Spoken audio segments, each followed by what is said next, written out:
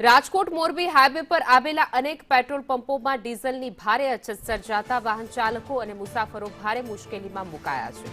સંદેશ ન્યૂઝના ground zero reality ચેકમાં સામે આવ્યું છે કે હાઈવે પરના પંપોમાં 2 દિવસે માત્ર એક જ વાર ડીઝલનું ટેન્કર આવે છે, જેના કારણે ડીઝલથી ચાલતી ગાડીઓનું હાઈવે પર દોડવું મુશ્કેલ બન્યું છે।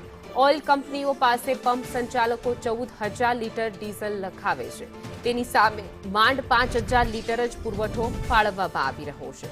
રાજકોટ શહેર કરતા હાઈવે પરની સ્થિતિ વધુ વિકટ બની હોવાથી વાહન ચાલકો અટવાયા છે અને સપ્લાય કટોકટી વધુ ઘેરી બનવાની આશંકા છે। ડીઝલ ક્યાંય મળતું નથી। રસ્તામાં ગમે ત્યાં જાય, બધા પંપ ચેક કરતા જાય, ડીઝલ ક્યાંય નહીં મળતું।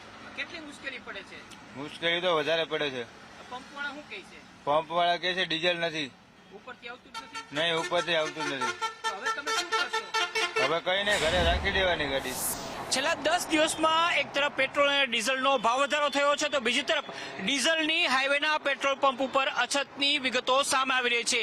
સંદેશ ન્યૂઝની ટીમ પહોંચી છે રાજકોટ મોરબી હાઈવે ઉપર બેડી પાસેના પેટ્રોલ પંપની અંદર રિયાલિટી ચેક કરવા માટે, અને અહીંયા એચપીનો જે પેટ્રોલ પંપ છે તેની અંદર ડીઝલ ખૂટી ગયું છે। પેટ્રોલ પંપના જે સંચાલકો છે તેમનું સ્પષ્ટ કહેવું છે કે છેલ્લા એક સપ્તાહથી ડીઝલ મંગાવવામાં આવે છે, પરંતુ એકાત્રા 2 દિવસે ડીઝલનો જથ્થો આવે છે। 14,000 લીટરનો જ્યારે ટાંકો લખાવવામાં આવે છે ત્યારે 2 કે 3 દિવસે માત્ર 5,000 લીટરનો ટાંકો આવે છે, અને તેના કારણે હાઈવે ઉપર જે ગાડીઓ માટે ડીઝલ પુરવવા માટે આવે છે તેમને ડીઝલ પૂરી દેવામાં આવે છે અને જથ્થો તાત્કાલિક અસરથી ખાલી થઈ જાય છે। અહીંયા જેટલા પણ વાહન ચાલકો ડીઝલ પુરવવા માટે આવે છે એમના માટે ડીઝલ અત્યારે ઉપલબ્ધ નથી, ડીઝલનો જથ્થો ખૂટી ગયો છે। આ જ પ્રકારની સ્થિતિ રાજકોટ મોરબી હાઈવે ઉપર આવેલા જેટલા પણ સરકારી પેટ્રોલ પંપો છે તેની અંદર જોવા મળી રહી છે।